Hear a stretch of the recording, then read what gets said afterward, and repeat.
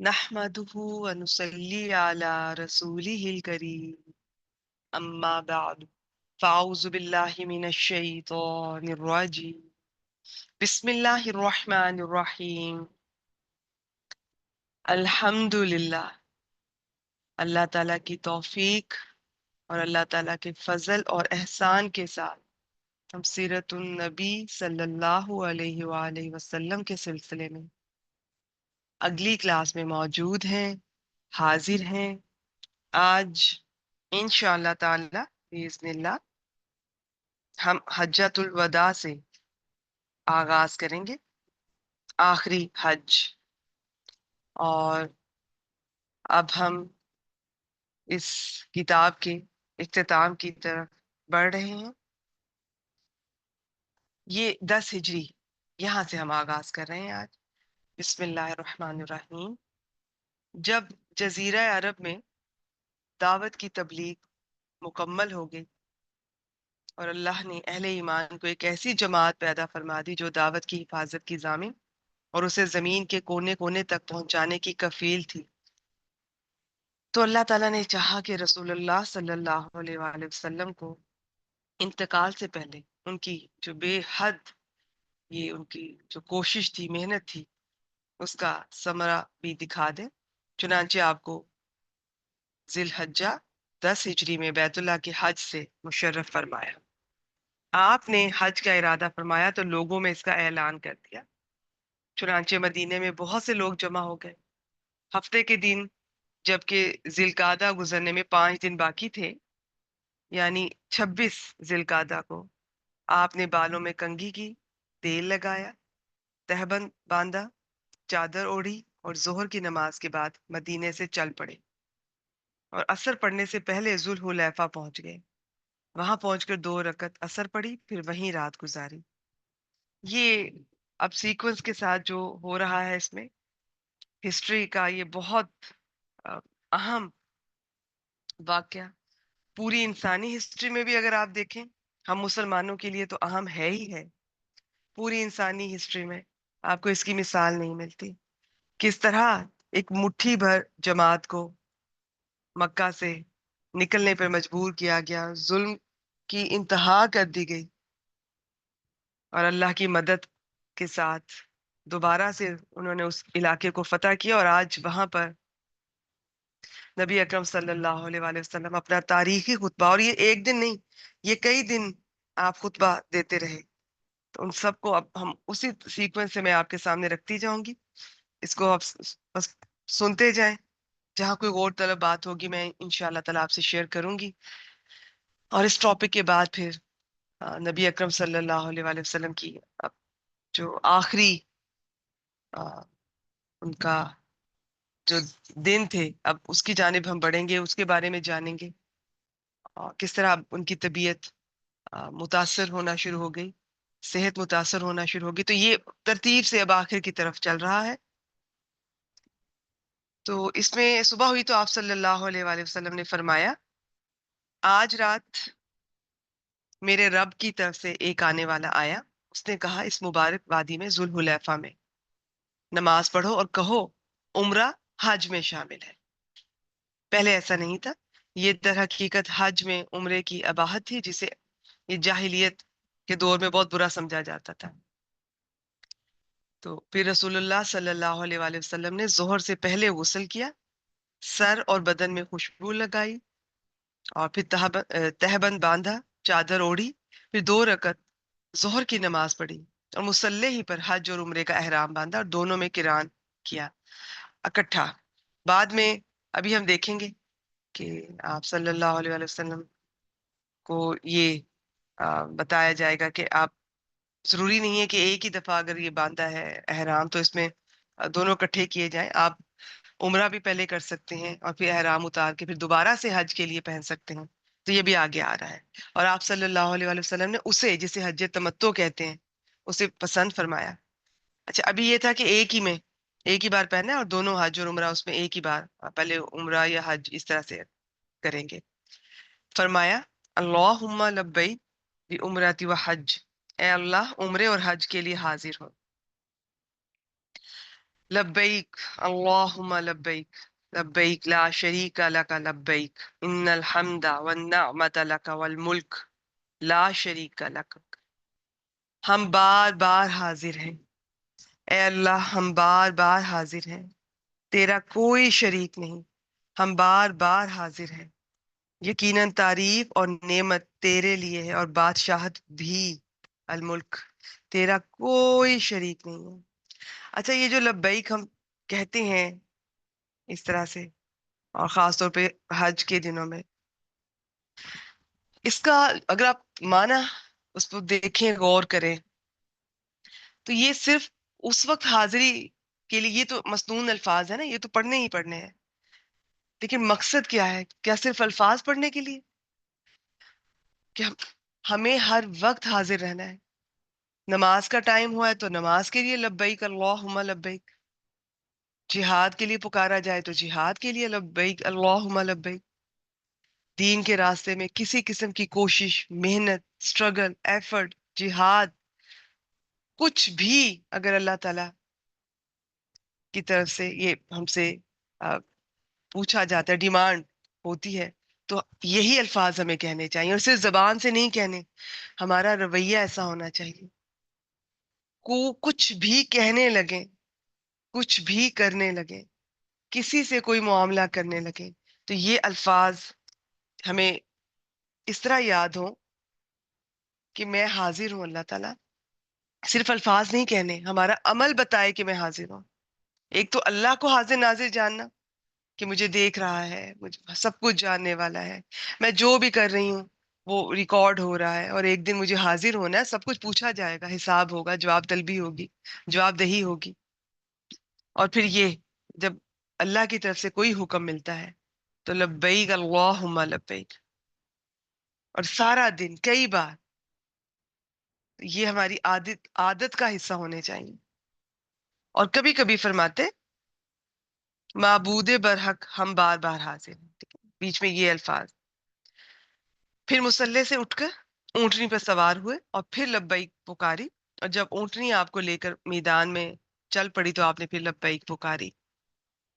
اور نماز کے بعد ذوالحلیفہ ہی میں آپ نے ہدی، قربانی کے جانوروں کے کوہان چیرے اور انہیں کلادے پہنائے.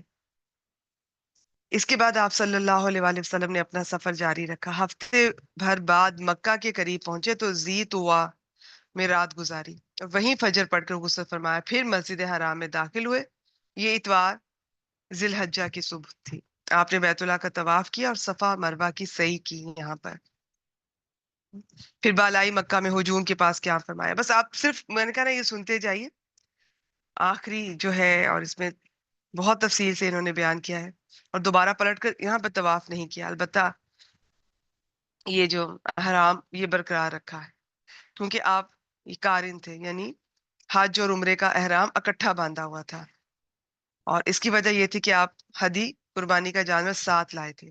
چنانچہ جو بھی اپنے ساتھ ہدی لایا تھا آپ نے اسے حکم دیا کہ اپنا احرام برقرار رکھے، بلکہ جو ہدی نہیں لائے تھے انہیں حکم دیا کہ طواف اور سعی کے بعد سر منڈوا لیں، احرام کھول دیں، اپنے اس عمل کو عمرہ قرار دے لیں، خواہ انہوں نے حج کی نیت سے احرام باندھا ہو یا عمرے کی نیت سے، دونوں کی، یا پھر دونوں کی نیت سے. یہ ساری تفصیلات ہیں، یہ ساری احادیث مبارکہ صحیح بخاری کی احادیث کے ریفرنس ہیں، جس میں یہ حج قران پہلے جس طرح ہوتا تھا، اور پھر حج تمتع کہ آپ الگ الگ بھی کر سکتے ہیں، احرام اتار کے دوبارہ سے حج کے الگ سے پہن سکتے ہیں. تو یہ ساری تفصیلات یہاں پہ مل رہی ہیں. ان کے لیے جو دلائل ہیں وہ سارے یہاں پہ موجود ہیں. اب آگے چلتے ہیں. اور فرمایا اگر مجھے وہ بات معلوم ہو جاتی جو بعد میں معلوم ہوئی، یعنی اس طرح سے یہ حج تمتع کیا جا سکتا ہے، تو میں ہدی نہ لاتا اور اسے عمرہ قرار دے دیتا اور احرام کھول دیتا. چنانچہ جن لوگوں کے پاس ہدی نہیں تھی انہوں نے احرام کھول دیے. پھر آپ صلی اللہ علیہ وآلہ وسلم 8 ذی الحجہ ترویہ، یوم ترویہ کے دن یہ مینا تشریف لے گئے. جو لوگ احرام کھول چکے تھے وہ بھی حج کا احرام باندھ کر دوبارہ سے انہوں نے احرام باندھا اور مینا گئے. وہاں آپ نے ظہر، عصر، مغرب، عشاء اور فجر کی نمازیں پڑھی، اور 4 رکعت والی نمازیں قصر کر کے 2 2 رکعت پڑھی. پھر سورج طلوع ہونے کے بعد مینا سے چل پڑے اور عرفات تشریف لائے. وہاں وادی نمرہ میں آپ کے لیے قبا لگا ہوا تھا. آپ اسی میں استراحت فرما ہوئے. سورج ڈھلا تو یہ جو آپ صلی اللہ علیہ وآلہ وسلم کی اونٹنی تھی قصوہ، اس پر سوار ہوئے وادی اورنا میں تشریف لائے. لوگ آپ کے ارد گرد جمع تھے. آپ نے ان کے اندر کھڑے ہو کر خطبہ دیا. خطبہ اب ڈیلی بیسس پہ آپ دیکھیے گا. اللہ کی حمد و ثنا کی، شہادت کے کلمات کہیں، اللہ سے ڈرنے کی وصیت کی. پھر جو باتیں کہیں ان میں سے آپ نے فرمایا. اب اس موقع پہ میں نے کہا نا آپ کو بھی یاد رکھنے کی ضرورت نہیں ہے، یہ تو شوق اور محبت سے ویسے ہی بس دیکھتے جائیں. کوئی یاد کرنا چاہے تو میں کبھی ہم روکیں گے نہیں. کہ اب یہ پہلے دن کیا فرمایا یہ دیکھتے ہیں. لوگوں میری بات سنو، مجھے نہیں معلوم، غالباً میں تم سے اس سال کے بعد اس مقام پر کبھی نہ مل سکوں گا. تمہارا خون، تمہارا مال اور تمہاری آبرو ایک دوسرے پر اسی طرح حرام ہے جس طرح آج کے دن کی، موجودہ مہینے کی اور موجودہ شہر کی حرمت ہے. سن لو، جاہلیت کے ہر چیز میرے پاؤں تلے رون دی گئی ہے. جاہلیت کے خون بھی ختم کر دیے گئے ہیں، اور ہمارے خون میں سے پہلا خون جسے میں ختم کر رہا ہوں وہ ربیہ بن حارث کے بیٹے کا خون ہے. یہ بچہ بنو سعد میں دودھ پی رہا تھا کہ بنو حذیل نے اسے قتل کر دیا. جاہلیت کا سود ختم کر دیا گیا، اور ہمارے سود میں سے پہلا سود جسے میں ختم کر رہا ہوں وہ عباس بن عبد المطلب کا سود ہے. اب یہ سارے کا سارا سود ختم ہے. ہاں، عورتوں کے بارے میں اللہ سے ڈرو، کیونکہ تم نے انہیں اللہ کی امانت کے ساتھ لیا ہے اور اللہ کے کلمہ کے ذریعے سے ان کی شرمگاہیں حلال کی ہیں. ان پر تمہارا حق یہ ہے کہ وہ تمہارے بستر پر کسی شخص کو نہ آنے دیں جو تمہیں گوارا نہیں. اگر وہ ایسا کرے تو تم انہیں مار سکتے ہو، لیکن سخت مار نہ مارنا. اور تم پر ان کا حق یہ ہے کہ تم انہیں معروف طریقے سے کھلاؤ اور پہناؤ. اور میں تم میں ایسی چیز چھوڑے جا رہا ہوں کہ اگر تم نے اسے مضبوطی سے پکڑے رکھا تو اس کے بعد ہرگز گمراہ نہ ہوگے، اور وہ ہے اللہ کی کتاب، اور تم سے میرے متعلق پوچھا جائے گا تو کیا کہو گے. دیکھیں اب اس میں جتنی باتیں ہیں، میں نے کہا نا یہ خطبہ مین ہے، اس کے علاوہ باقی دن بھی. اور اکثر ہم پڑھتے ہیں کہ یہ خطبہ یہ حجۃ الوداع کے موقع پر ہے، یہ ہے. اب یہاں پہ پوری ترتیب سے بتایا جا رہا ہے کہ پہلے دن یہ باتیں فرمائی، نیکسٹ ڈے یہ، اس کے بعد یہ. تو لیکن اوور آل کے سارا کاؤنٹ ہوتا ہے اسی میں. اور بات یہ ہے کہ یہاں پر جو باتیں بتائی جا رہی ہیں وہ کتنی اہم نوعیت کی ہیں اگر آپ ان سب پہ غور کریں. اور اس سارے موقع پہ اب خلاصہ دین کا جو نکالا گیا ہے وہ ان خطبات میں موجود ہے. تو یہ باتیں بہت زیادہ اہم ہیں، تبھی ان کا ذکر اس طرح کیا گیا. اور فرمایا کہ تم سے میرے متعلق پوچھا جائے گا تو کیا کہو گے. صحابہ نے کہا ہم شہادت دیں گے کہ آپ نے تبلیغ کر دی، پیغام پہنچا دیا اور خیر خواہی کا حق ادا فرما دیا. یہ سن کر آپ صلی اللہ علیہ وآلہ وسلم نے شہادت کی انگلی کو آسمان کی طرف اٹھاتے اور لوگوں کی طرف جھکاتے ہوئے فرمایا، اے اللہ گواہ رہ، اے اللہ گواہ رہ، اے اللہ گواہ رہ. 3 بار فرمایا. دیکھیں اللہ تعالیٰ نے ہمیں بھی کچھ ذمہ داریاں دی ہیں، جس میں یہ دعوت کی ذمہ داری ہم میں سے ہر مسلمان کی ہے. ضروری نہیں ہے کہ ہر کوئی ایک ہی پیٹرن پہ بڑے درجے پہ کرے. ہم میں سے ہر ایک پر جس درجے پر بھی ممکن ہو، وہ جہاں بھی موجود ہے، جتنی استطاعت ہے، جتنی کیپیسٹی ہے، دین کا صحیح علم حاصل کرنا، جاننا اور اسے آگے پہنچانا یہ ہم سب پر فرض ہے. لیکن ہم لوگ اس کو تو چھوڑیے جو ہمارے فرائض ہیں ڈیلی بیسس پر، ہم اسے بھی نہیں پورا کرتے. ہم کسی چیز کے بارے میں کیا یہ کہہ سکتے ہیں کہ میں نے اس کا حق ادا کر دیا؟ نہ حقوق اللہ، نہ حقوق العباد، کسی ایک چیز کے بارے میں بھی ہم نہیں کہہ سکتے. بچپن سے لے کے شروع کریں تو آخر تک، بڑھاپے تک، والدین سے شروع کریں تو آگے تک، زندگی کے ہر رشتے میں دیکھ لیں، ہر معاملے میں دیکھ لیں، بلکہ قدم قدم پر ہم سے کوتاہیاں، خطائیں، نہ چاہتے ہوئے بھی لوگوں کی حق تلفی، لوگوں سے زیادتیاں ہو جاتی ہیں. یہ صرف نبی اکرم صلی اللہ علیہ وآلہ وسلم تھے جنہیں یہ مشن، یہ جو دعوت کا کام تھا، جس طرح انہوں نے کیا ہے، صرف انہوں نے حق ادا کیا ہے. सुभान अल्लाह। और फिर उन्होंने ये सब लोगों ने इस चीज की गवाही दी, और फिर उन्होंने अल्लाह को गवाह बनाया कि अल्लाह ताला आप गवाह रहिए कि आपने जो मुझे काम दिया, जो मिशन दिया, आज मैंने पूरा कर दिया। और सिर्फ पूरा नहीं किया, पूरा तो हम में से बहुत से लोग बहुत से काम करते हैं। सारा दिन आप देख लें, हम नमाज भी पूरी करते हैं, हम अपने घर का काम सुबह से रात तक सारे काम पूरे करते हैं। पूरा करना एक और चीज होती है, एक होता है आसान तरीके से, एहसान के दर्जे पर बेहतरीन तरीके से पूरा करना। दावत का काम नबी अकरम सल्लल्लाहु अलैहि वसल्लम ने पूरा किया, कि खुद वो उन्होंने ये फरमाया कि मैंने इसका हक अदा कर दिया। ये सहाबा कराम ने उनके लिए ये फरमाया कि आपने इसका हक अदा कर दिया। यकीनन, बिलाशुबा इस खुतबे में आपने मजीद कई उमूर बयान फरमाए, और जब फारिग हुए तो आप पर अल्लाह ताला का फिर ये इरशाद नाजिल हुआ। सूरह माइदा, इसकी ये मैं आयत नंबर 3 तर्जमा कर देती हूँ। आज मैंने तुम्हारे लिए तुम्हारा दीन मुकम्मल कर दिया और तुम पर अपनी नेमत पूरी कर दी, और तुम्हारे लिए इस्लाम को दीन के तौर पर, दीन की हैसियत से पसंद कर लिया। सुभान अल्लाह। इस आयत मुबारका की ही अगर हम डेप्थ में तो हमने क्या जाना, थोड़ा सा अगर इसको देखेंगे कभी इंशाअल्लाह ताला, इसकी तफसीर देखेंगे, तो 23 साल की जो मेहनत और कोशिश और सारे कुरान मजीद की सूरत में जो हम तक ये अल्लाह ताला के अहकामात पहुंचे हैं, वो आज इस मौके पर अल्लाह ताला ने फरमाया कि मुकम्मल हो गए। बाज लोग कहते हैं कि यही आखिरी आयत मुबारक थी। इसके बारे में मुख्तलिफ राय हैं, ये सिर्फ मेरा टॉपिक नहीं है। नेमत, अल्लाह ताला फरमा रहे हैं कि मैंने अपनी नेमत तुम पर मुकम्मल पूरी कर दी। कभी हमने कुरान मजीद को नेमत समझा है? अल्लाह ताला ने फरमाया मैंने तुम्हारे लिए इस्लाम को दीन की हैसियत से पसंद कर लिया।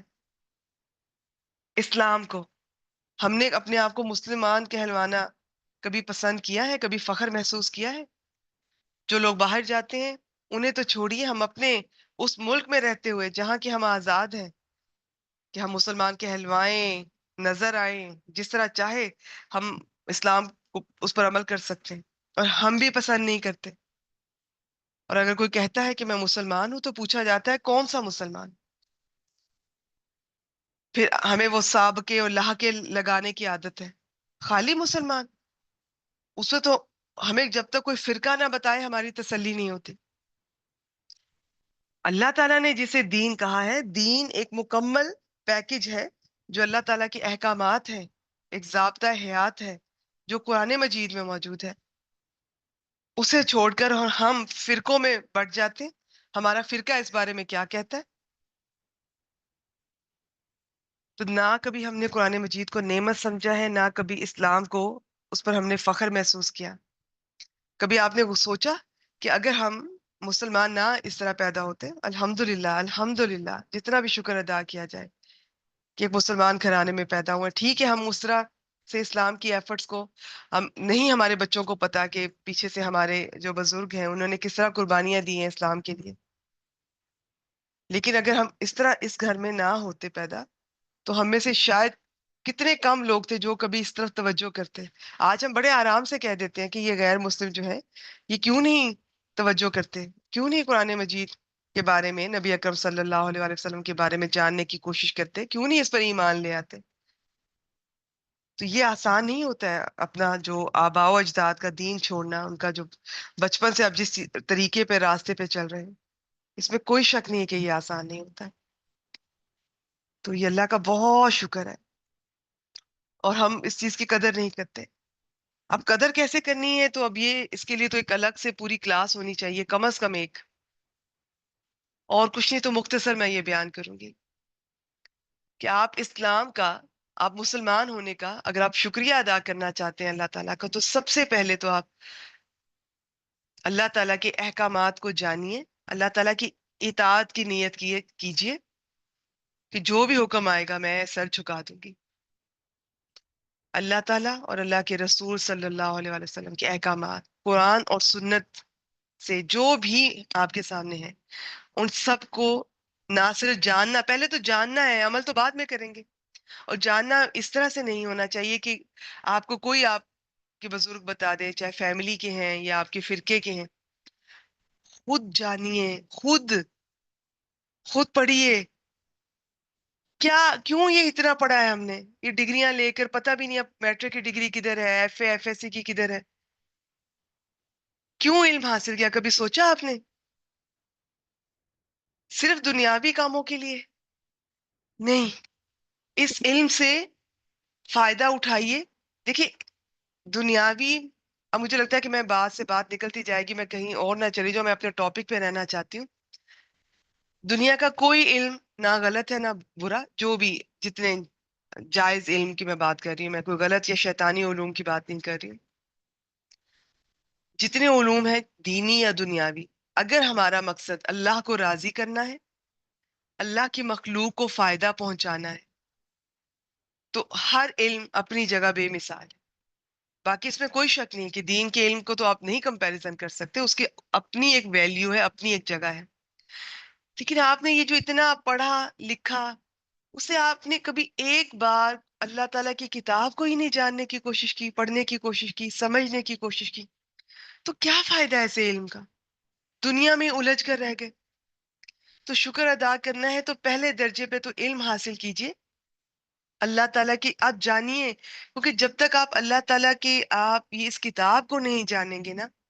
اب یہ دیکھیں دین کے ساتھ یہ یہاں پر یہ قرآن مجید کا ذکر آ رہا ہے، تو یہ دونوں ایک ہی چیز ہے نا.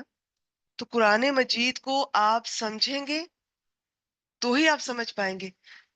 آپ قرآن مجید کو سمجھے بغیر، ایون میں آپ کو بتا دوں کہ آپ اس کے بغیر آپ حدیث پڑھنا شروع کر دیں، اس کے بغیر آپ اسماء الحسنہ پڑھنا شروع کر دیں، وہ بات نہیں بنے گی. سب سے پہلے قرآن مجید، یہ بیسک کتاب ہماری، یہ بیسک ہونی چاہیے، جو لازمی ہونی چاہیے کہ سب اس کا علم حاصل کریں.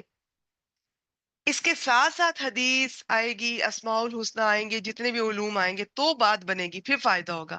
پھر وہ علوم بھی اپنا صحیح آپ کو فائدہ پہنچا سکیں گے. تو حق، اب ہم نے خیر حق تو کیا ادا کرنا، لیکن اس نعمت کا شکر ہم ایسے ادا کر سکتے ہیں. اللہ تعالیٰ کی اس کتاب کا علم حاصل کیجئے، اس پر عمل کیجئے اور اسے آگے لوگوں تک پہنچائیے جس درجے پہ بھی آپ کر سکتے ہیں. آپ الگ سے وقت نہیں دے سکتے دین کو، تبلیغ کو، اس دعوت کو، تو کوئی بات نہیں، آپ نیت کر لیجئے، آپ جہاں پر ہیں وہیں پر کیجئے. آپ کسی کو نہیں دعوت دے سکتے، اس پوزیشن میں نہیں ہے، تو آپ اپنا آپ کم از کم اتنا بہتر کیجئے کہ آپ کی شخصیت ایسی ہو، ذات ایسی ہو کہ دعوت دیے بغیر لوگ سمجھ جائیں کہ آپ اللہ والے ہیں. اللہ والے سے مراد اہل القرآن ہیں، قرآن والے ہیں. اب آپ مسلمان ہیں. ہمارے ہاں مسلمان ہونے کا مطلب ہم نے الگ کر دیا ہے کہ مسلمان جو دیکھنے میں بس نظر آتا ہے، جس کا لباس مرد ہے تو داڑھی ہو، عورت ہے تو پردے کے ساتھ ہو، اور خاص قسم کی گفتگو، خاص قسم کا لب و لہجہ، خاص قسم کے علوم، خاص قسم کے مدارس، تو ہی یہ اچھا مسلمان ہے. بڑے ہم امپریس ہوتے ہیں، بہت نیک ہے، بہت اللہ والا ہے. ہر شخص اللہ والا ہے، خاص طور پر اہل القرآن اللہ والے ہیں، یاد رکھیے گا. اگر آپ چاہتے ہیں کہ آپ کا اللہ سے خاص تعلق ہو تو قرآن مجید سے تعلق قائم کیجئے، اور اس کو پہلے خود بھی سمجھیے اور پھر آگے پہنچ جائیے کسی بھی درجے پہ آپ کر سکیں. پھر جو بھی آپ کام کرنے لگیں وہ قرآن اور سنت کے مطابق کریں. اور پھر اللہ کی مخلوق کو دیکھیں. صرف میں نے کہا نا یہ بہت ایک پہلا درجہ ہوتا ہے کہ آپ نے کوئی چیز سیکھی ہے، اسے خود پہ اپلائی کیا، خود آپ بدل گئے، آپ کی زندگی بدل گئی. بہتر ہے کہ سب سے پہلے آپ کا انر بدلے اور پھر آپ کا آؤٹر بدلے، پھر آپ کا حلیہ بھی بدل گیا، پھر آپ کا خود ہی دل چاہتا ہے کہ میرے اللہ کو جیسے پسند ہے میں ویسی نظر آؤں. رسول پاک صلی اللہ علیہ وآلہ وسلم، وہ ان کی فیملی جس طرح وہ نظر آتے تھے، جو ان کا حلیہ تھا، میں اسے بھی فالو کروں. تو یہ آہستہ آہستہ اسٹیپ بائی اسٹیپ ہوتا ہے، اور اسی ترتیب سے ہونا چاہیے، بجائے اس کے کہ ہم سب سے پہلے حلیہ بدلیں اور اندر ہمارا نام بدلے. میں حلیے والے حصے کو میں یہ نہیں کہتی کہ وہ آپ نے غلط کیا، ہر چیز کا اجر آپ کے رب کے پاس ہے، لیکن ترتیب یہ ہونی چاہیے کہ سب سے پہلے آپ کے اندر میں تبدیلی شروع ہو جائے. یہ نہیں ہوتا کہ جی بس تبدیل ہو گئے اب مرتے دم تک ہم ایسے ہی رہیں گے، نہیں، قدم قدم پر خطرے ہوتے ہیں. لیکن ہونا یہ چاہیے کہ اندر سے آپ کی تبدیلی کا پروسیس شروع ہو جائے، تو پھر آہستہ آہستہ وہ آپ کے اندر کو تو ساری زندگی بدلتا رہے، پھر باہر بھی اس کا اثر نظر آئے. پھر آپ نے اللہ کے لیے، اللہ کو راضی کرنے کے لیے، اللہ کی مخلوق کو بھی اس راستے پر لے کر آنا ہے. اس کو فائنل جو اس کی اپروول ہے، اپروول وہ تو اللہ تعالیٰ دیں گے کہ کس کو ہدایت کب دینی ہے، کیسے دینی ہے، لیکن کوشش ہم نے کرنی ہے اللہ سے دعا کے ساتھ، اور اپنی کوششیں جاری رکھنی.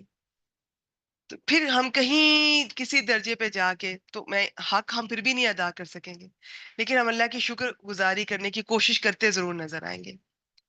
اگر ہم صرف یہی سوچ لیں کہ اللہ تعالیٰ نے ہمیں مسلمان پیدا کیا ہے، چاہے ہمارے عقائد کتنے بھی خراب ہو جائیں، چاہے ہم بھولے بھٹکے، ہمیں بدعتیں بھی شامل ہو گئیں، کچھ اور بھی، اللہ تعالیٰ ہم سب کو ہدایت دے. میں کوئی ایسی بات نہیں کر رہی ہوں، کوئی بڑا بول نہیں بول رہی. کوئی سزا مل بھی جائے گی تو کہیں نہ کہیں امید ہے کہ اللہ تعالیٰ مغفرت، اللہ تعالیٰ بخش دیں گے. نبی اکرم صلی اللہ علیہ وآلہ وسلم شفاعت فرمائیں گے، چاہے پہلے درجے پہ نہ ہوگی، جہنم سے بھی بہت لوگوں کو نکال کے لے آئیں گے. ایک امید تو ہے نا ایک مسلمان ہونے کی، اللہ ماشاء اللہ، باقی اللہ تعالیٰ بہتر جانتے. تو باقی تو آپ بار بار دیکھیں قرآن مجید میں کتنے لوگ ہیں جنہوں نے کفر کیا، جنہوں نے شرک کیا اور بغیر توبہ کے مر گئے، تو وہ جہنم میں ہمیشہ رہیں گے، خالدین فیہا، وہ اس میں ہمیشہ رہنے والے. تو کیا محسوس نہیں ہوتا آپ کو کہ یہ نعمت اگر میں مسلمان نہ ہوتی پتہ نہیں میں ہو پاتی کہ نہیں؟ مجھے تو بہت خوف آتا ہے کہ شاید اس طرح میں، جس طرح باقی غیر مسلم یہ اسی طرح، غیر مسلم کو چھوڑیے، آج ہمارے اپنے مسلمان بھی آنکھیں بند کیے زندگی گزار رہے ہیں. ہم صرف مسلمان ہونے کا ہی شکریہ ادا نہیں کر سکتے اللہ تعالیٰ کا. قرآن مجید جیسی نعمت جس نے انسان اور جانور میں فرق کرتا ہے، وہ ہمیں بہت ہماری زندگیوں کو بدل دیتا ہے. کہ یہی ہمارا مقصد، ہمیں ہمارا مقصد بتاتا ہے. ہم اس کا شکر نہیں ادا کر سکتے، ہم اللہ تعالیٰ کی اس نعمت قرآن مجید کا شکر ادا نہیں کر سکتے. ہم نبی اکرم صلی اللہ علیہ وآلہ وسلم جیسی نعمت کا شکریہ ادا نہیں کر سکتے. ہم ان کی امتی ہیں.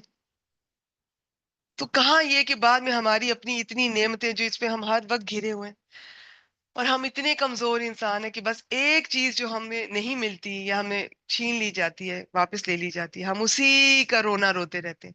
اور یہ چھین لینے کا بھی لفظ میں مجھے استعمال نہیں کرنا چاہیے، لیکن لوگ یہ کہتے نظر آتے ہیں.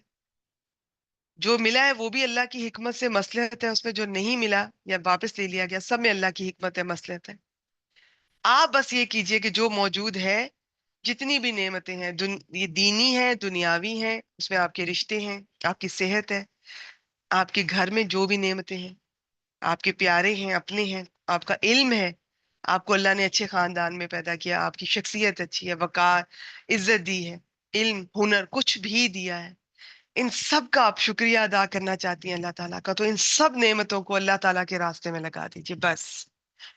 اور پھر بھی ہم آخر میں نہیں کہیں گے، ہم نہیں کہہ سکتے کہ ہم نے حق ادا کر دیا. صرف نبی اکرم صلی اللہ علیہ وآلہ وسلم نے حق ادا کیا اور اللہ تعالیٰ کو گواہ بنایا. تو یہ مختصر میں نے اس آیت مبارکہ کا آپ سے شیئر کرنے کی کوشش کی ہے. آگے چلتے ہیں. یہ نعمت اور سعادت کا دن تھا. خطبہ کے بعد حضرت بلال رضی اللہ تعالیٰ عنہ نے اذان دی اور پھر اقامت کہی، اور رسول پاک صلی اللہ علیہ وآلہ وسلم نے 2 رکعت ظہر کی نماز پڑھائی، پھر اقامت کہی، اور آپ نے 2 رکعت عصر کی نماز پڑھائی. دونوں کو ظہر کے وقت میں جمع تقدیم کے طور پر اکٹھا کیا، اور ان دونوں کے درمیان کوئی نماز نہیں پڑھی جیسے ہوتا ہے. پھر جائے وقوف پر تشریف لائے، اونٹنی کا شکم چٹانوں کی جانب کیا اور قبلہ رخ مسلسل وقوف فرمایا یہاں تک کہ سورج غروب ہو گیا، تھوڑی زردی چلی گئی. پھر روانہ ہو کر مزدلفہ تشریف لائے، اور وہاں مغرب اور عشاء کی نماز 1 اذان اور 2 اقامت سے پڑھی، اور درمیان میں کوئی نماز نہ پڑھی. پھر آپ لیٹ گئے، طلوع فجر تک لیٹے رہے. پھر صبح تڑکے فجر کی نماز پڑھی اور مشعر حرام آ گئے، وہاں قبلہ رخ ہو کر دعا، تکبیر، تحلیل اور توحید کے کلمات کہتے رہے یہاں تک کہ خوب اجالا ہو گیا. اس کے بعد سورج طلوع ہونے سے پہلے مینا کے لیے روانہ ہو گئے، اور یہ جمرہ کبرا پر آ کر اسے 7 کنکریاں ماری، ہر کنکری کے ساتھ تکبیر کہتے جاتے تھے. اس جمرے کو کنکری مارنے تک آپ لبیک پکارتے رہے، اور کنکری مارنے کے ساتھ ہی یہ تلبیح ختم کر دیا. نیز اس جمرے کے پاس ٹھہر کر آپ یہ بھی فرماتے رہے، مجھ سے اپنے اعمال حج سیکھ لو، غالباً میں اس سال کے بعد حج نہ کر سکوں گا۔ اچھا، آپ بار بار بیچ میں بہت سا ایسا فرماتے جا رہے تھے جس سے اندازہ ہو رہا تھا کہ ایسا ہی ہوگا، کیونکہ پیغمبر تھے، اور کچھ ایسے موقع آئیں گے کہ صرف حضرت ابو بکر صدیق کو اللہ کی طرف سے اندازہ ہوا تھا کہ یہ آخری حج ہے اور اس کے بعد نہیں آپ کر سکیں گے، تو وہ اس کا بھی آگے ذکر آئے گا۔ پھر آمینہ میں اپنے ڈیرے پر تشریف لائے اور اپنے دستے مبارک سے 100 میں سے 63 اونٹ نہر کیے، باقی 37 حضرت علی نے کیے رضی اللہ تعالیٰ عنہ۔ پھر آپ صلی اللہ علیہ وآلہ وسلم کے حکم سے ہر اونٹ کا ایک ایک ٹکڑا کاٹ کر ہانڈی میں ڈالا گیا، پھر آپ نے اور لوگوں نے اس کا گوشت تناول کیا اور شوربہ پیا۔ قربانی سے فارغ ہو کر حجام کو بلایا اور سر کا داہنا حصہ پہلے منڈوایا، اور اس نے مونڈ کر ایک ایک دو بال لوگوں میں تقسیم کیے، پھر بایاں حصہ مونڈ کر ابو طلحہ رضی اللہ تعالیٰ عنہ کو دے دیا۔ پھر آپ نے اپنے کپڑے پہنے، خوشبو لگائی، اس کے بعد سوار ہو کر بیت اللہ تشریف لائے اور طواف افاضہ کیا، لیکن صفا مروہ کے درمیان سعی نہیں کی۔ اس کے بعد ظہر کی نماز پڑھ کر بنو عبد المطلب کے پاس آئے، وہ لوگ زمزم پلا رہے تھے۔ وہاں پر آپ صلی اللہ علیہ وآلہ وسلم نے فرمایا، بنو عبد المطلب تم لوگ پانی کھینچو، اگر یہ اندیشہ نہ ہوتا کہ لوگ تمہارے پانی پلانے کے اس کام میں تمہیں مغلوب کر دیں گے تو میں بھی تم لوگوں کے ساتھ کھینچتا۔ چنانچہ انہوں نے آپ کو ایک ڈول پانی دیا اور آپ صلی اللہ علیہ وآلہ وسلم نے اسے پیا۔ اس کے بعد آمینہ واپس آ گئے۔ وہاں پہ جو ایام تشریق ہیں، یعنی 11، 12، 13 ذی الحجہ تک ٹھہر کر تینوں جمرات کو روزانہ سورج ڈھلنے کے بعد کنکری مارتے رہے۔ جمرہ صغرا سے شروع کرتے، اسے 7 کنکریاں مارتے، ہر کنکری کے ساتھ تکبیر کہتے، پھر جمرہ وسطیٰ اور اس کے بعد جمرہ کبریٰ کے ساتھ یہی عمل کرتے۔ پھر نبی اکرم صلی اللہ علیہ وآلہ وسلم نے یوم النحر 10ویں تاریخ کو بھی ایک خطبہ دیا، پھر ایام تشریق کے درمیانے دن 12 ذی الحج کو بھی ایک خطبہ دیا، جس میں خطبہ عرفہ کی باتوں کی تاکید فرمائی اور کچھ مزید نصیحتیں بھی کی۔ ایام تشریق کے درمیانے دن 12 کو خطبہ سے پہلے سورہ نصر نازل ہوئی۔ 13 ذی الحج کو جو ایام تشریق کا تیسرا اور حج سے واپسی کا دوسرا اور آخری دن ہے، اور یہ منگل کا دن تھا، نبی اکرم صلی اللہ علیہ وآلہ وسلم نے جمرات کو کنکریاں مار کر مینا سے کوچ فرمایا اور ابتہ میں اتر کر وہیں ظہر، عصر، مغرب اور عشاء کی نمازیں پڑھیں، اور وہیں سے ام المومنین حضرت عائشہ رضی اللہ تعالیٰ عنہ کو ان کے بھائی حضرت عبد الرحمن بن ابو بکر رضی اللہ تعالیٰ عنہ کے ساتھ بھیجا کہ انہیں تنعیم سے عمرہ کرا لائیں۔ ان کا یہ جو پیریڈز کی وجہ سے عمرہ یہ نہیں کر سکی تھی، اب یہ دوبارہ سے انہوں نے مکمل کیا۔ چنانچہ انہوں نے احرام باندھا، عمرہ کیا، پھر سحر کے وقت وہ ابتہ میں آ گئیں۔ ادھر نبی اکرم صلی اللہ علیہ وآلہ وسلم کچھ دیر خوابیدہ رہے۔ جب حضرت عائشہ رضی اللہ تعالیٰ عنہ آ گئیں تو کوچ کا اعلان کیا اور سوار ہو کر خانہ کعبہ تشریف لے گئے۔ ان کے جب تک کہ انہوں نے عمرہ مکمل نہیں کر لیا، آپ صلی اللہ علیہ وآلہ وسلم نے اور باقی سب نے بھی انتظار کیا۔ تو ایک ایک شخص کا آپ اہمیت دیکھیں، خواتین کی اہمیت دیکھیں۔ اسلام میں قدم قدم پہ آپ کو ہر واقعے میں اندازہ ہوگا کہ خواتین کا کتنا احترام ہے۔ پتہ نہیں ہم لوگوں کو کیوں نہیں دکھائی دیتا، مجھے نہیں اندازہ ہوتا، سمجھ آتی کہ ہم کون سا احترام دیکھنا چاہتے ہیں۔ اب کوئی واقعات، اب یہ بک بالکل یہ مکمل ہونے کے قریب ہے، یہ ہم یہ جو پوری یہ حیات طیبہ پڑھ رہے ہیں، یہ بالکل آخر کی طرف ہے۔ تو آپ اس میں سارا، اگر آپ صرف اس کو دیکھیں، اور اب یہ بہت مختصر ہے، بہت شارٹ ہے، آپ صحابہ کرام رضوان اللہ علیہم اجمعین کو ہم اسٹڈی کرتے ہیں، کوئی ایسا واقعہ بتائیں کہ جس میں اسلام کے بعد عورتوں کے ساتھ کوئی ایسا آپ کو لگے کہ جی یہ ان کا احترام کے منافی بات کی گئی ہے۔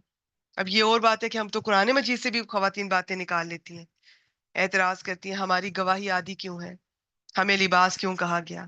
آپ پہلے پڑھیں تو صحیح کہ لباس ہوتا کیا ہے اور کس معنی میں کہا گیا ہے، کس مفہوم، اس کا مفہوم کیا ہے، اور گواہی آدھی ہے تو اس کی کیا وجہ ہے۔ آپ پوری اس کی کچھ بھی نہیں جانتے، نہ پیچھے کیا بات ہو رہی ہے، نہ آگے کیا بات ہو رہی ہے، نہ ترجمہ کا پتہ، نہ تفسیر کا پتہ، بس سنی سنائی بات، اس طرح سے آیت پڑھی، جتنی آدھی ادھوری سمجھ آئی بس کھڑے ہو گئے۔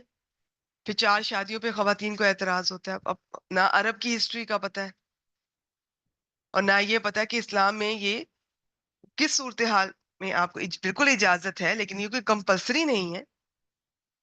ایک ہی سنبھالنے مرد حضرات تو بہت بڑی بات ہے. ایک سے زیادہ شادیاں اور ان کے ساتھ عدل نہ کرنا، اس کا انجام حدیث مبارکہ سے اگر آپ پڑھیں تو آپ کے رونگٹے کھڑے ہو جائیں. تو آپ پوری تھوڑا علم حاصل کیجئے، آپ کو قدم قدم پر قرآن مجید سے محبت ہوگی، آپ کو نبی اکرم صلی اللہ علیہ وآلہ وسلم سے، آپ کو دین اسلام سے، آپ کو اتنی شکر گزاری آئے گی، آپ کو اتنا، آپ کے دل میں ان کا احترام بڑھ جائے گا کہ ہم عورتوں کو کتنا انہوں نے احترام دیا ہے ہمارے دین نے. بتائیں کس چیز سے روکا ہے؟ نہ آپ کو علم حاصل کرنے سے روکا ہے، نہ آپ کو جاب کرنے سے روکا ہے. آپ بزنس کر سکتی ہیں، آپ کے سامنے سب مثالیں ہیں.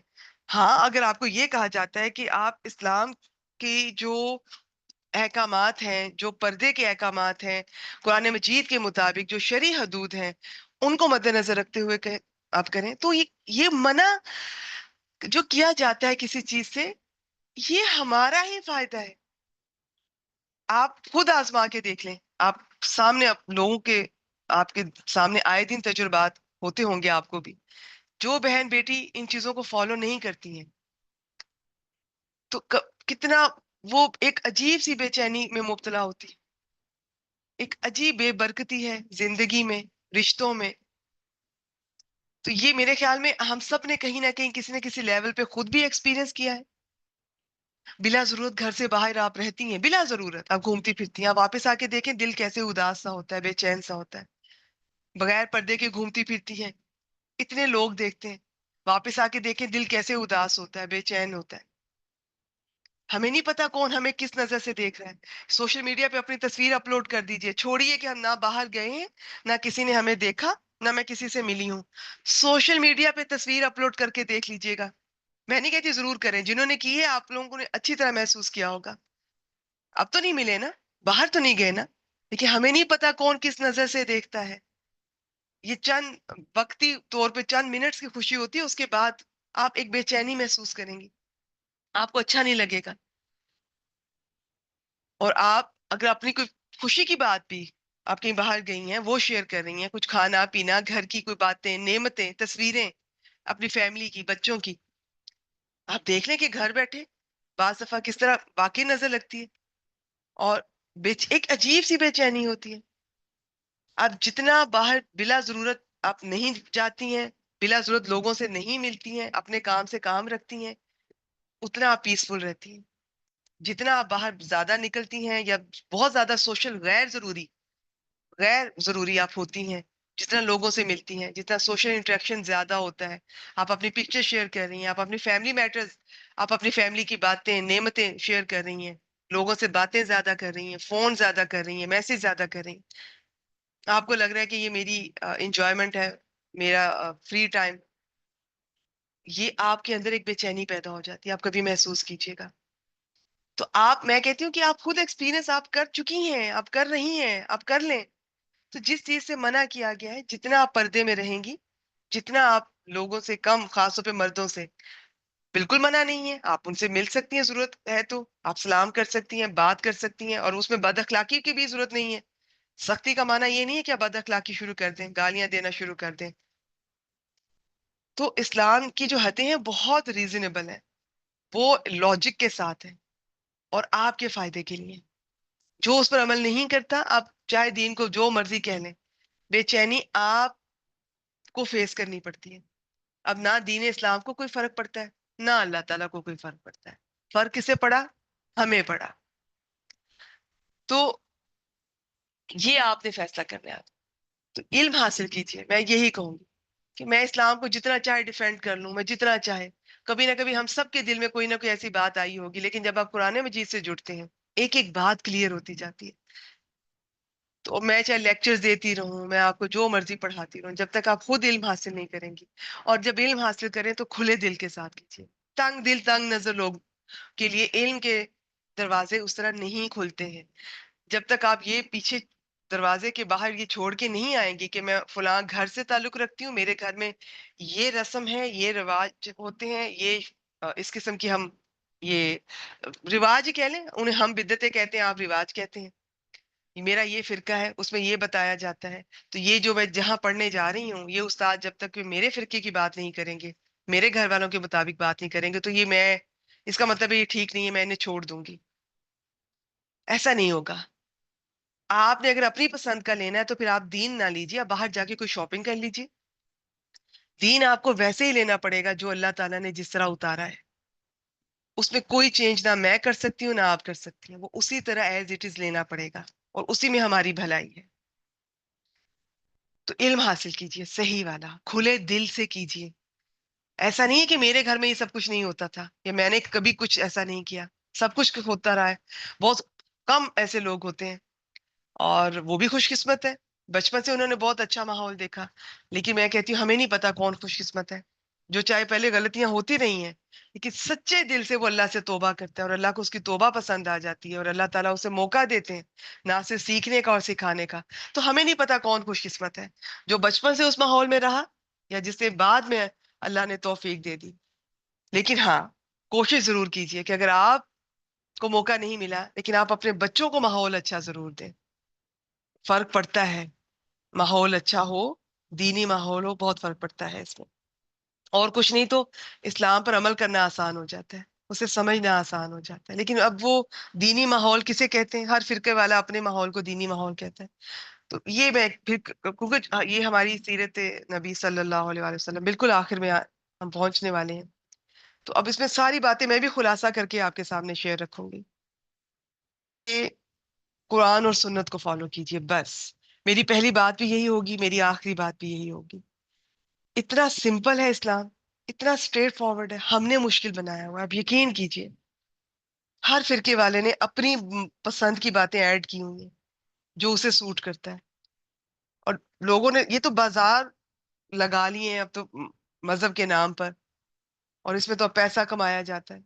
اب وہ اس چیز کو کیوں بیچ میں سے نکالیں گے جس سے ان کے پیسوں میں کمی آ رہی ہے؟ آپ ہوش کے ناخن لیجئے، عقل سے کام لیجئے. اتنا سیدھا ہے قرآن مجید، اسٹریٹ فارورڈ. چند آیات میں اگر کوئی آپ کو ایشو ہو رہا ہے تو حدیث مبارکہ آپ کو کلیئر کر دیں گی. اور اگر کہیں قرآن مجید سے بھی آپ کو کلیئر نہیں ہو رہا، حدیث سے بھی کلیئر نہیں ہو رہا، تو یقین کیجئے وہ کوئی ایسا کام نہیں ہے کہ اگر آپ اسے نہیں سمجھ پا رہی ہیں اور آپ کو نہیں سمجھ آ رہی تو آپ اس کو فرض کریں. اور میں بتاؤں ایسا نہیں ہوتا ہے، آپ جب حق کے راستے پہ چلتے ہیں، اللہ سے دعا کرتے ہیں تو سمجھ بھی آ جاتی ہے. اللہ تعالیٰ دل کھول دیتے ہیں انسان کا، سمجھ آتی ہے. نہیں بھی آتی تو وہ چند مقامات ہوں گے، اور وہ ایسے نہیں ہے کہ آپ کے ایمان پہ اس کا اثر پڑے. آپ پریشان نہ ہو، آپ وہ 99% تو پہلے پڑھ لیں، اس 1% کو چھوڑ دیں کہ وہاں پہ کیا ایشوز ہیں، کیا بلکہ 1% نہیں، اس سے زیادہ ہے. اور قرآن مجید میں خود اللہ تعالیٰ فرماتے ہیں زیادہ تر جو آیات ہیں وہ محکمات ہیں، محکمات جن میں احکامات ہیں، کلیئر ہیں. کچھ ہیں جو متشابہات ہیں، ان کو تو ہم نے ٹچ ہی نہیں کرنا نا. جنت، جہنم، یہ جتنی بھی غیب کی باتیں ہیں، فرشتے ہیں اور سب کچھ، وہ تو ٹچ ہی نہیں کرنا، وہ تو ہمارا ایمان ہے. باقی جو احکامات ہیں ان میں زیادہ تر بالکل کلیئر ہے، یا قرآن مجید سے یا احادیث مبارکہ کی روشنی میں. اب جو لوگ احادیث مبارکہ کو نہیں مانتے، میں ان کا بارے میں کچھ نہیں کہہ سکتی، اللہ تعالیٰ ہمیں ہدایت دے. کیونکہ قرآن مجید کی آیات بعض ایسی ہیں جن کی جب ہم تفسیر بتاتے ہیں تو ہم بتاتے ہیں کہ اس سے پتہ چل رہا ہے کہ جب تک آپ نبی اکرم صلی اللہ علیہ وآلہ وسلم کی سیرت کو، سنت کو، حدیث کو فالو نہیں کریں گے تو بات نہیں بنے گی. ٹھیک؟ زیادہ تر احکامات کلیئر ہو جاتے ہیں. بس یہ کہ اپنا دل کھلا رکھیے، اپنا ذہن کھلا رکھیے، اپنی نظر کھلی رکھیے. تنگ دل نہ بنیے گا.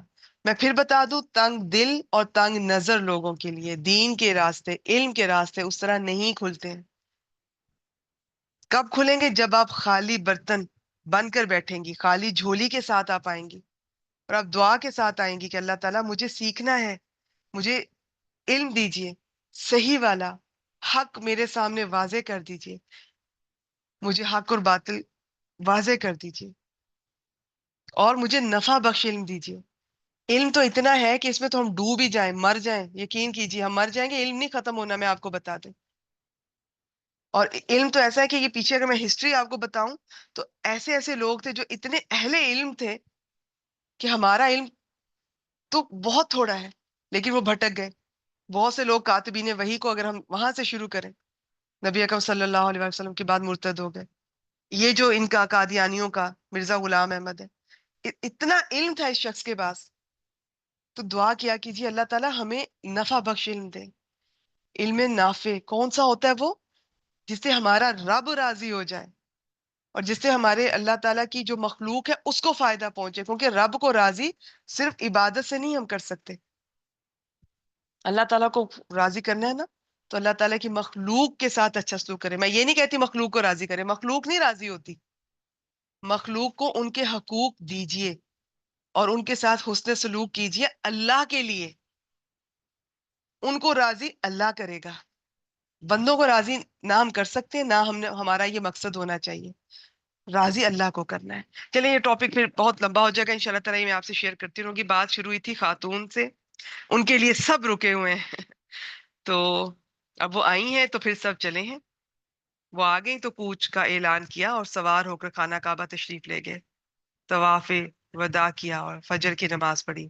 پھر زیری مکہ سے نکل کر مدینے کا رخ کیا. جب مدینہ قریب آ گیا، اس کے آثار دکھائی دینے لگے، تو 3 بار اللہ اکبر کہا. فرمایا اللہ کے سوا کوئی معبود نہیں، وہ تنہا ہے، اس کا کوئی شریک نہیں، اسی کے لیے بادشاہت ہے، اسی کے لیے تعریف، اور وہ ہر چیز پر قادر ہے. ہم پلٹنے والے، توبہ کرنے والے. یہ دیکھیں آپ صلی اللہ علیہ وسلم فرما رہے ہیں، عبادت گزار، سجدہ کرنے والے اور اپنے رب کی تعریف کرنے والے ہیں. اللہ نے اپنا وعدہ سچ کر دکھایا، اپنے بندے کی مدد کی اور تنہا ساری جماعتوں کو شکست دی. بے شک. اب یہ ایک لاسٹ ہے، اور یہ جو ہم پیچھے غزوات اور سریہ پڑھ کے آئے ان میں سے ایک یہ ہے جو اسامہ بن زید، جو حضرت زید تھے نا، جو آپ صلی اللہ علیہ وسلم کے پہلے بیٹے تھے، منہ بولے بیٹے پھر. اور ان کا بھی ہم نے سارا مختلف جگہوں پر ان کو تھوڑا تھوڑا ہم دیکھتے رہے ہیں. ان کے بیٹے تھے یہ آگے سے اسامہ، بہت چھوٹے سے ینگ سے تھے، ٹین ایجر تھے جب آپ صلی اللہ علیہ وسلم نے ان کو یہ ذمہ داری دی تھی. لیکن یہ ابھی جانا تھا تو بیچ میں آپ صلی اللہ علیہ وسلم کی طبیعت جو ہے وہ ناساز ہو گئی. تو اس میں یہ آخری سریہ تھا ان کی زندگی میں، ربیع الاول 11 ہجری میں. اس میں ہم دیکھ لیتے ہیں کہ بلکہ میں پورا ہی پڑھ دیتی ہوں. آپ صلی اللہ علیہ وسلم نے مدینے واپس آ کر مدینے میں قیام فرمایا. 23 سال پہلے آپ نے جو دعوت شروع کی تھی اس کی کامیابی اور اللہ کے دین میں فوج در فوج لوگوں کے داخلے کا جو منظر آپ کے رب نے آپ کو دکھایا، اس پر اس کی حمد و تسبیح کرتے رہے. اس دوران بعض وفود کا استقبال بھی کیا، اور یہ حضرت اسامہ بن زید، ان کو 700 فوجیوں کے ساتھ تیار کیا، کچھ علاقوں میں بھیجا. یہ لشکر روانہ ہو کر مدینے سے 3 میل دور تھا، لیکن رسول اللہ صلی اللہ علیہ وسلم کی بیماری کے متعلق خبریں ملی تو وہیں پر انتظار کرنے لگے کہ ہم آگے جائیں یا نہ جائیں. تو وہیں پر پھر آپ صلی اللہ علیہ وسلم کی اسی دوران وفات ہوئی. پھر یہ لشکر جب حضرت ابوبکر صدیق پہلے خلیفہ بنے ہیں تو انہوں نے سب سے پہلا جو حکم دیے تھے ان میں سے ایک یہ بھی شامل تھا، پھر انہیں بھیجا تھا. اور اس کا بھی کئی اور ڈیٹیل سے پڑھیں گے. جو حضرت اسامہ تھے ان کے بارے میں بھی بہت لوگوں نے اعتراض کیا تھا کہ ان کو کیوں، یہ تو بہت چھوٹی عمر بھی تھی ان کی، اور بھی بہت سے اعتراض تھے لوگوں کو. تو لیکن آپ صلی اللہ علیہ وسلم کی حکمتیں اور پھر کامیابی حاصل ہوئی تھی حضرت اسامہ کو اس مشن میں. اچھا اب ہم بالکل آخر کی طرف چل رہے ہیں. اور میں سوچتی ہوں کہ وہ بہنیں جو میرے ساتھ بالکل شروع سے ہم نے یہ سفر پچھلے سال شروع کیا تھا، تو اللہ کرے کہ میں یہ جو آخری ہماری 2-3 کلاسز رہ گئی ہیں اس کو بس میں بڑے حوصلے کے ساتھ پڑھنا چاہوں گی. میں اکثر جب اس مقام پر پہنچتی ہوں تو دل، میرے خیال میں آپ کا بھی، اور ایک عجیب سی کیفیت ہوتی ہے انسان کی، بعض دفعہ زبان بھی ساتھ نہیں دے رہی ہوتی. اور میں سوچتی ہوں وہ صحابہ کرام رضوان اللہ علیہم اجمعین جو آپ صلی اللہ علیہ وسلم کے ساتھ پورے اس دور میں ساتھ رہے، اور انہوں نے ان پہ کیا گزری ہوگی، کیا محسوس کیا ہوگا.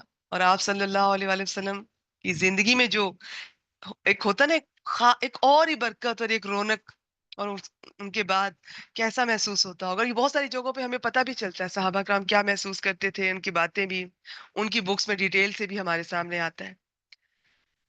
تو اس کو میں کوشش کروں گی ان سب چیزوں کو صرف میں ریڈ کروں، کہیں ضروری ہوگا تو میں کچھ رکوں گی، ورنہ حوصلے کے ساتھ، کیونکہ میں ہمیشہ جب بھی یہاں پہ پہنچتی ہوں تو ایک عجیب سی کیفیت ہوتی ہے. اور لیکن ہم نے اس کیفیت کو کنسیڈر نہیں کرنا.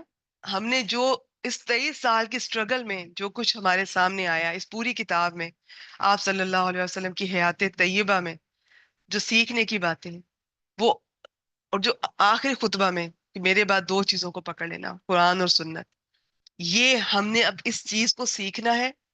یہ ہمارا مشن ہونا چاہیے.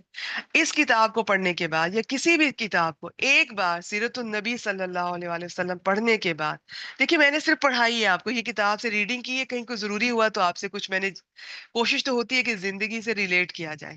ابھی ان ڈیپتھ اسٹڈی مختلف اسکالرز مختلف طرح سے کرواتے ہیں، وہ نیکسٹ درجے پر ہوگی کہ پہلے آپ کے پاس نالج ہو اس چیز کا، اب آپ نیکسٹ لیول پہ جائیں، وہ اب آپ جہاں چاہے آپ جائیں، جس سے چاہے آپ پڑھیں، انشاءاللہ تعالیٰ اب آپ کو پہلے سے زیادہ سمجھ آئے گی.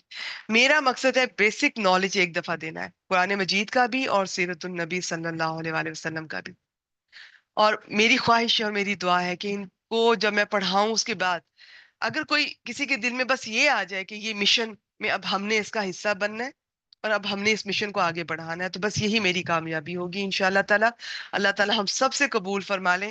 میں ان چیزوں کو اب صرف ریڈ کرتی جاؤں گی. الوداعی آثار. جب رسول اللہ صلی اللہ علیہ وآلہ وسلم نے یہ دین قیم کی تبلیغ فرما لی اور امت کی خیر خواہی کا کام مکمل کر لیا، آپ کے اقوال اور اعمال سے اب آپ کے یہ رحلت کے آثار نمایاں ہو گئے تھے کہ اب آخری وقت آن پہنچا ہے اور اب اس دنیا سے جو انتقال کا وہ مرحلہ اب آنے والا ہے. تو 10ویں یہ اس کی ہجرت کے 10ویں سال، یہ یہاں پہ پورا آ نہیں رہا یہ پیج، یہ کچھ اسی طرح سے ہی ہے لیکن چلے.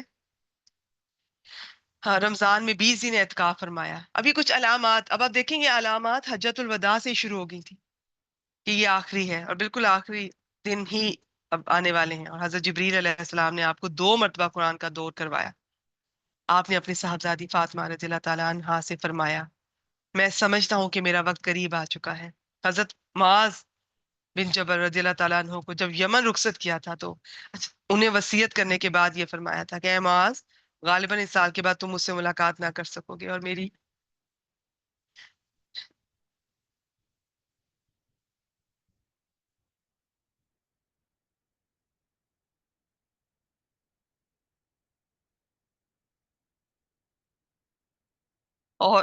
اس مسجد اور میری قبر کے پاس سے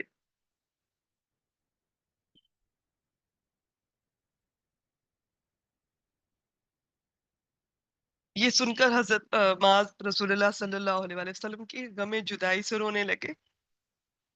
آپ نے حجۃ الوداع میں کئی بار کہا غالباً میں تم لوگوں سے اس سال کے بعد نہ مل سکوں گا، غالباً میں اس سال کے بعد حج نہ کر سکوں گا.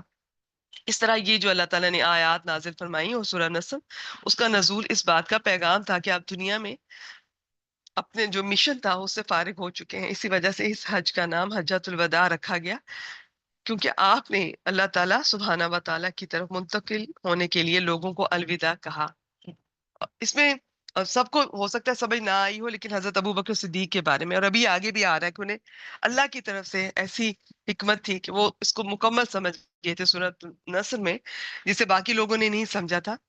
اس طرح سے اب اوائل سفر 11 ہجری میں آپ بہت تشریف لے گئے اور شہداء کے لیے اس طرح دعا کی کہ گویا زندوں اور مردوں سے رخصت ہو رہے ہیں. واپس آئے فرمایا میں تمہارا پیش رو ہوں اور تم پر گواہ ہوں، واللہ میں اس وقت اپنا حوض دیکھ رہا ہوں، مجھے زمین کے خزانوں کی کنجیاں دی گئی ہیں، واللہ مجھے تم سے یہ خوف نہیں ہے کہ تم میرے بعد شرک کرو گے، بلکہ اس بات کا اندیشہ ہے کہ دنیا میں ایک دوسرے سے آگے نکلنے کی دوڑ میں لگ جاؤ گے. ماہ سفر کے آخر میں آپ رات کے وقت بقیع غرقد تشریف لے گئے اور اہل بقیع کے لیے دعائے مغفرت فرمائی اور فرمایا ہم بھی تم سے آن ملنے والے ہیں. اب مرض کا آغاز ہو گیا. ماہ سفر کے آخری سوموار کو رسول پاک صلی اللہ علیہ وآلہ وسلم ایک جنازے میں بقیع تشریف لے گئے. حضرت عائشہ فرماتی ہیں رضی اللہ تعالیٰ عنہا، آپ وہاں سے جب تشریف لائے تو میں اپنے سر میں درد محسوس کر رہی تھی اور کہہ رہی تھی ہائے میرا سر. آپ صلی اللہ علیہ وسلم نے فرمایا بلکہ میں، واللہ اے عائشہ ہائے میرا سر. یہ آپ صلی اللہ علیہ وسلم کی بیماری کی ابتدا تھی. آپ اس کے باوجود باری باری تمام ازواج طیبات کے پاس دن گزارتے رہے یہاں تک کہ مرض سخت ہو گیا. اس وقت آپ حضرت میمونہ رضی اللہ تعالیٰ عنہا کے گھر میں تھے اور پوچھ رہے تھے کہ میں کل کہاں رہوں گا، میں کل کہاں رہوں گا. آپ حالت دیکھیے. اب یہ پوری سچویشن میں آپ یہ دیکھیے کہ کیونکہ آپ صلی اللہ علیہ وسلم کو تو بخار بھی ہوتا تھا تو 2 مسلمانوں کے برابر، یعنی کہ جو 2 لوگوں کو ہوتا ہے، ایک شخص کو بخار ہو تو وہی بعض دفعہ برداشت نہیں ہوتا، اور کہاں یہ کہ ڈبل. اور جتنی بھی تکلیف آتی تھی فزیکلی میں وہ زیادہ ہوتی تھی، کیونکہ آپ ظاہر ہے آپ کا درجہ بہت بلند تھا، تو آپ کی اس حساب سے اللہ تعالیٰ بہتر جانتے ہیں. تو یہاں پر بھی یہی تھا، سر میں درد تھا تو وہ عام لوگوں کی طرح نہیں، میں آپ کو بتا دوں. اور ابھی جو طبیعت ہو رہی ہے وہ بھی عام لوگوں کی طرح نہیں ہے.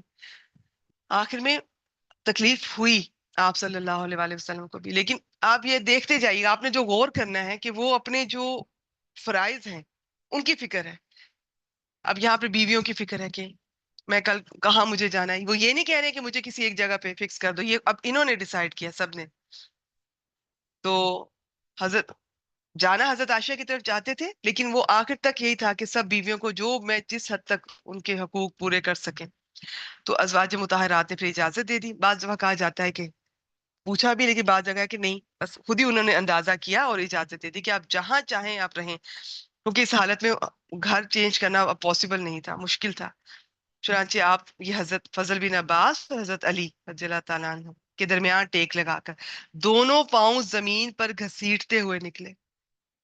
یہ صرف میں اس لیے بول رہی ہوں یہ لفظ کہ آپ کو اندازہ ہو کہ کیا حالت تھی، اور آخر تک وہ دعوت کا کام چل رہا ہے اور لوگوں کے حقوق کی بات، اور یہ کہ ہمارے اپنے فرائض کے بارے میں سوچا جا رہا ہے، اپنے مشن کے بارے میں سوچا جا رہا ہے. اور عائشہ رضی اللہ تعالیٰ عنہا کے گھر منتقل ہو گئے. اب عہد اور وصیت، اس کو تھوڑا سا میں ایک دو پیج اور دیکھ لیتے ہیں. حضرت عائشہ رضی اللہ تعالیٰ عنہا فرماتی ہے، جب نبی اکرم صلی اللہ علیہ وآلہ وسلم میرے گھر تشریف لائے اور بیماری نے زور پکڑا تو آپ نے فرمایا مجھ پر 7 مشکیزیں پانی ڈالو جن کا بندھن نہ کھولا گیا ہو، بالکل پورے فل، تاکہ میں لوگوں کو وصیت کروں. اتنا بخار تھا، اتنی طبیعت ناساز تھی، اتنی نکاہت تھی. چنانچہ ہم نے آپ کو حضرت حفصہ رضی اللہ تعالیٰ عنہ کے ایک لگن میں بٹھا کر ان مشکیزوں سے پانی ڈالا، حتیٰ کہ آپ اشارہ فرمانے لگے. بولا بھی نہیں جا رہا تھا کہ تم لوگوں نے اپنا کام پورا کر دیا. پھر آپ لوگوں کی جانب تشریف لے گئے، انہیں نماز پڑھائی اور خطاب فرمایا. اس کتاب میں آپ نے من جملہ اور باتوں کے فرمایا، تم سے پہلے جو لوگ تھے وہ اپنے انبیاء اور بزرگوں کی قبروں کو مساجد بنا لیتے تھے، تم لوگ قبروں کو مساجد نہ بنانا، میں تمہیں اس سے منع کرتا ہوں. ابھی آپ یہ دیکھتے جائیے گا ساری زندگی، آخری 23 سال میں جو باتیں کی وہ تو قرآن مجید نازل ہو رہا تھا، ہر بات اہم، ساتھ احادیث مبارکہ. پھر یہ جو حجۃ الوداع دیکھی، اس میں ان کا خلاصہ، ان میں سے اور اہم باتیں آپ کے سامنے آئیں. ابھی آخری وقت میں آپ دیکھتے جائیں کہ اس حالت میں کہ جب بولا بھی نہیں جا رہا، چلا بھی نہیں جا رہا، لیکن پانی خود پہ بہایا، کہہ کر بہایا. اور یہ بات اتنی ہمت، ایون بات بھی نہیں ہو رہی تھی اشارے سے، لیکن یہ الفاظ بتائے تو یہ کتنے اہم ہے. اور آج ہم لوگ ان کے سوچتے بھی نہیں. اب جتنی وہ ان کے الفاظ ان کے زبان سے ادا ہوتے جائیں گے، آخر وقت میں آپ سمجھتے جائیں کہ وہ اتنے ہی وہ اہم ہے، لیکن ہم لوگ کے نزدیک ان کی کوئی اہمیت نہیں. ان کی وصیت پہ آپ توجہ دیجیے گا. اب یہ انبیاء بزرگوں کی قبر کو مساجد بنا لینا، آپ دیکھیں قدم قدم پر، جگہ جگہ پہ یہی نہیں ہو رہا. اور کتنی تکلیف سے وہ یہ بتا رہے ہیں کہ یہ مت کرنا. پھر یہود و نصارہ پر اللہ کی لعنت، انہوں نے اپنے انبیاء کی قبروں کو مساجد بنا لیا. مزید فرمایا تم لوگ میری قبر کو بت نہ بنانا کہ اس کی پوجا کی جائے. پھر آپ صلی اللہ علیہ وآلہ وسلم نے اپنے کے ساتھ زیادتی کے بدلے کے لیے اپنے آپ کو پیش کیا، انصار کے متعلق خیر کی وصیت فرمائی. پھر فرمایا ایک بندے کو اللہ نے اختیار دیا کہ وہ دنیا کی چمک دمک اور زیب و زینت میں سے جو چاہے لے لے، یا اللہ کے پاس جو کچھ ہے اسے اختیار کر لے. تو اس بندے نے اللہ کے پاس جو کچھ ہے اسے اختیار کیا. ابو سعید خدری رضی اللہ تعالیٰ عنہ فرماتے ہیں، یہ سن کر ابو بکر رضی اللہ تعالیٰ عنہ رونے لگے اور فرمایا ہم اپنے ماں باپ کے ساتھ آپ پر قربان. تو ابو سعید خدری فرماتے ہیں کہ ہمیں بہت تعجب ہوا، لوگوں نے کہا کہ بزرگ کو دیکھو، رسول اللہ صلی اللہ علیہ وسلم تو ایک بندے کے بارے میں یہ فرما رہے ہیں کہ اللہ نے اسے اختیار دیا کہ وہ دنیا کی چمک دمک اور زیب و زینت میں سے جو چاہے اسے اللہ دے دے، یا وہ اللہ کے پاس جو کچھ ہے اسے اختیار کر لے. اور یہ کہہ رہے ہیں کہ ہم اپنے ماں باپ کے ساتھ آپ پر قربان. لیکن چند دن کے بعد واضح ہو گیا سب کو کہ جس بندے کو اختیار دیا گیا تھا وہ خود رسول اللہ صلی اللہ علیہ وآلہ وسلم تھے، اور حضرت ابو بکر صدیق ہم میں سب سے زیادہ صاحب علم تھے. یہ حضرت ابو سعید خدری فرما رہے ہیں. پھر رسول اللہ صلی اللہ علیہ وسلم نے حضرت ابو بکر صدیق کی تعریف کی اور ان کے دروازے کے سوا مسجد میں کھلنے والے تمام دروازوں کو بند کرنے کا حکم دیا. یہ بدھ کے روز کی بات. جمعرات کو آپ کی بیماری نے اور شدت اختیار کر لی. آپ نے فرمایا لاؤ میں تمہیں ایک تحریر لکھ دوں جس کے بعد تم کبھی گمراہ نہ ہوگے. حضرت عمر نے حاضرین سے کہا نبی اکرم صلی اللہ علیہ وسلم پر تکلیف کا غلبہ ہے اور تمہارے پاس قرآن ہے. اللہ کی یہ کتاب تمہارے لیے کافی ہے. اس پر لوگوں میں اختلاف ہو گیا اور جب شور اور اختلاف زیادہ ہوا تو آپ صلی اللہ علیہ وسلم نے فرمایا میرے بات سے اٹھ جاؤ. اسی دن آپ نے وصیت کی کہ یہود و نصارہ مشرکین کو جزیرۃ العرب سے نکال دیا جائے اور وفود کو اسی طرح نوازا جائے جس طرح آپ نوازا کرتے تھے. پیچھے سے یہ ہم سب پڑھ کے آئے ہیں آپ کس طرح انہیں رخصت کیا کرتے تھے. اور نماز اور غلاموں اور لونڈیوں کے متعلق بھی تاکید فرمائی. میں تم میں دو چیزیں چھوڑ جا رہا ہوں جب تک تم انہیں مضبوطی سے پکڑے رہو گے ہرگز گمراہ نہ ہوگے. اللہ کی کتاب اور میری سنت. یہیں پر آج کی کلاس کو ہم مکمل کرتے ہیں. میرے خیال میں اس کے بعد ایک یا دو کلاسز دیکھ لیتے ہیں انشاءاللہ تعالیٰ. اسی طرح بس میں یہ پڑھ دوں گی اور پھر انشاءاللہ تعالیٰ کچھ عرصے تک ہمارا بیچ 2 اناؤنس ہوگا اور اس کو میں اسی طرح لے کر چلوں گی. لیکن اس میں سب گروپس بھی بنائے جائیں گے. ٹیچرز ملیں گی ہر اسٹوڈنٹ کو جو یاد کرنا چاہتی ہیں. انہیں ٹیسٹ بھی لیا جائے گا. اور باقی یہ آخری وصیت میں ایک دفعہ پھر آپ کے سامنے کہ نماز غلاموں اور لونڈیوں. اچھا غلاموں اور لونڈیوں کی جگہ ماتحت کا لفظ بھی ہے جس میں کہ بیویاں بھی شامل ہیں کمزور سب شامل ہیں. چاہے کوئی بھی کمزور جس میں آپ کے ماتحت ہیں غلام ہیں لونڈیاں ہیں وہ سب. بعض نے کہا خواتین اس میں ہیں. تو اب یہ وصیت آپ یاد رکھیے گا کہ یہ کتنی اہم ہے اور ہمیں اس کا کوئی احساس نہیں ہے. نماز کس طرح ہم چھوڑ دیتے ہیں. تو یہ آپ کی وصیت تھی. ٹھیک ہے. اور یہ قرآن اور سنت کو بس یہ کہتے ہیں یہ آخری باتیں بھی اگر آپ ان کو پکڑ لیں ان کو یاد رکھیں انشاءاللہ تعالیٰ اللہ تعالیٰ ہم سے قبول فرما لیں. ہمیں بھی اس مشن کا حصہ بنا دیں. ہم سے بھی کام لے لیں. چلیے جی یہاں پر کلاس کا ٹائم ہو چلا ہے.